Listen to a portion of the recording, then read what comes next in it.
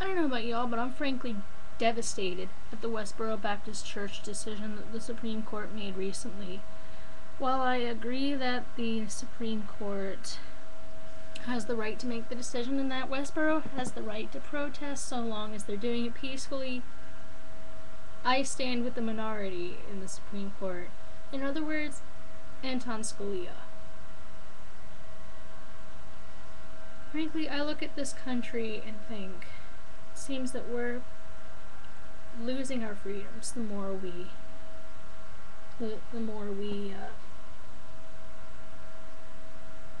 try to enforce them. It seems like, since when is it for me, for instance, I feel like, no, I don't agree with homosexuality. Yes, I think it is a sin, but I will never judge someone who chooses to be homosexual for whom it is a thorn in the flesh, because I sincerely believe that is God's place and God's place alone. I'm not going to judge, and I don't plan to anytime soon.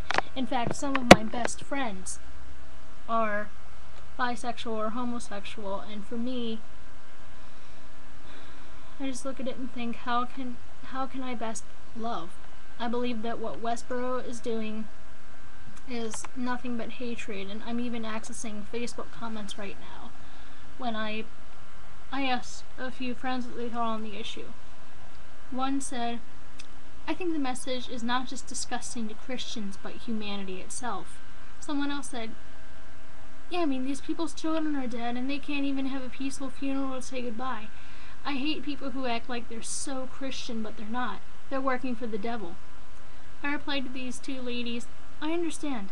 I cried when I heard that because I sincerely feel that Westboro spat in the face of God and his freedom fighters, if you will. I don't know what to say. I feel like Matthew Snyder died for these people to peacefully protest. There are soldiers by God knows what number dying every single day for their rights to say the things they say, and this is how Westboro repays them. I think my friend Malcolm put it best. On one hand, as long as they don't break any laws, then technically they aren't doing anything wrong. The job of the Supreme Court, correct me if I'm wrong, is to provide a legal interpretation of the law in a given situation, not necessarily give a pure moral ruling. But what is sick is that means then they are guarded by a law that wasn't supposed to defend them. Absolutely. The law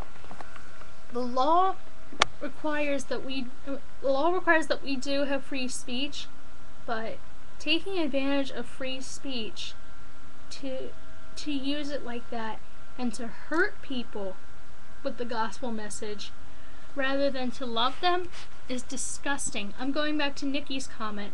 I think it is disgusting not just to Christians but to all of humanity. Where do I begin?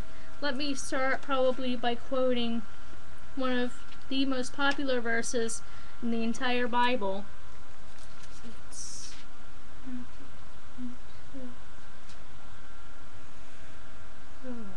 Give me a second. I remember. See, the thing is with me, I often remember the references, but remember the verse, don't remember the reference. That's just me. Love the Lord your God. Yeah, yes. Okay, found it. No, 1 second.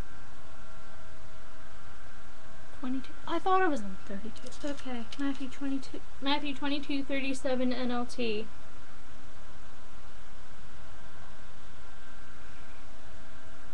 Put simply, but when the Pharisees heard that he silenced the Sadducees with his reply, they thought up a fresh question of their own to ask him. One of them, an expert in religious law, tried to trap him with this question. Teacher, what is the most important commandment in the law of Moses? Jesus replied, you must love the Lord your God with all your heart, all your soul, and all your mind. This is the first and greatest commandment. A second is equally important. Love your neighbor as yourself. all other commandments and all the demands of the prophets are based on these two commandments.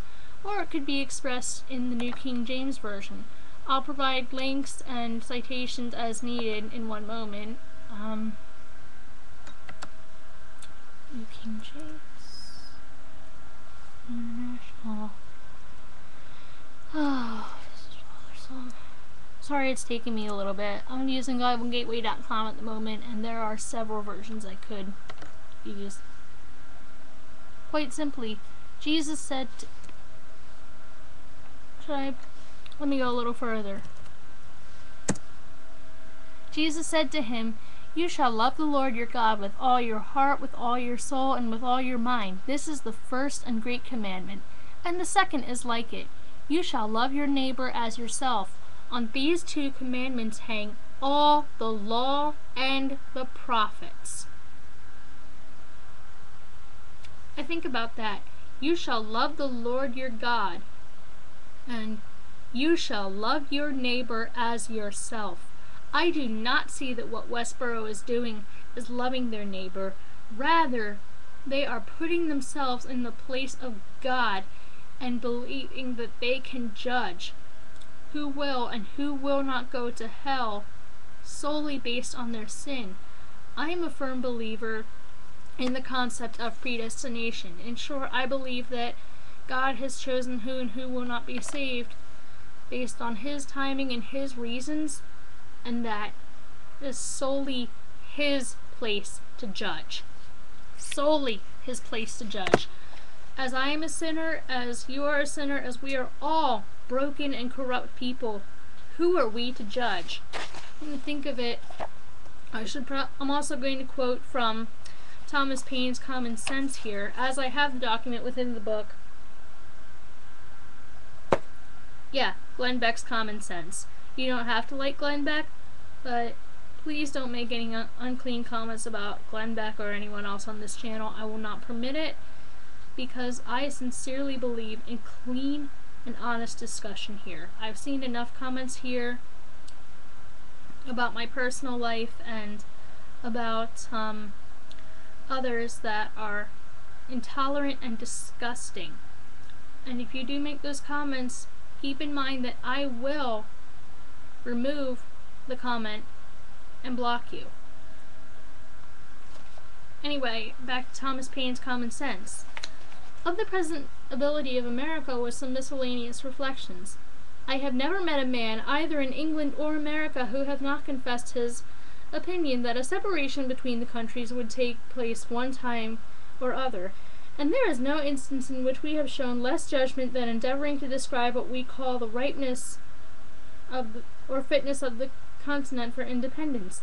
As all men allow the measure and vary only in their opinion of the time, let us, in order to remove mistakes, take a general survey of things and endeavor, if possible, to find out the very time. But we need not go far. The inquiry ceases at once, for the time hath found us. The general concurrence, the glorious union of all things prove the fact. It is not in numbers, but in unity that our great strength lies. Yet our present numbers are sufficient to repel the force of all the world. The continent hath at this time the largest body of armed and disciplined men of any power under heaven, and is just arrived at that pitch of strength in which no single colony is able to support itself, and the whole, who united can accomplish the matter, and either more or less than this, that might be fatal in its effects.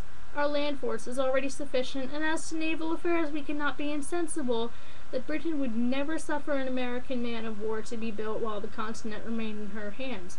Wherefore we should be no forwarder 100 years hence in that branch than we are now. But the truth is we should be less so, because the timber of the country is every day diminishing, and that which will remain at last will be far off and difficult to procure. Interesting. Thomas Paine here calls for unity against Britain because Britain was, quite frankly, tyrannical and unjust. Is it just me, or does anybody else see the same thing in Westboro? And that we as Americans need to stand against them with all of our passion and protest peacefully with love, grace, and the gospel message of Jesus Christ. Love. if there is hate involved, which I'm certain there will be, God hates sin, not people. And for those people he does hate, it is, as far as I'm concerned, mutual. They have rejected him. He essentially says, okay, alright, reject me, fine. I'm not going to force myself down your throat. He does not force himself down people's throats, and what Westboro is doing is wrong for that very reason, along with the others I've stated. Now, I know this is going to invoke a lot of controversy, so again, before I close up this video, I ask that you please keep your comments clean and tolerant of others, whether you agree with their viewpoints or not, because again, I'm getting sick of some of the disgusting comments I've seen on this channel, and I believe that rather in, so to speak, a spirit of discord, we should act in unity and love. Thank you, God bless, and I hope that you'll have a great weekend. Take care.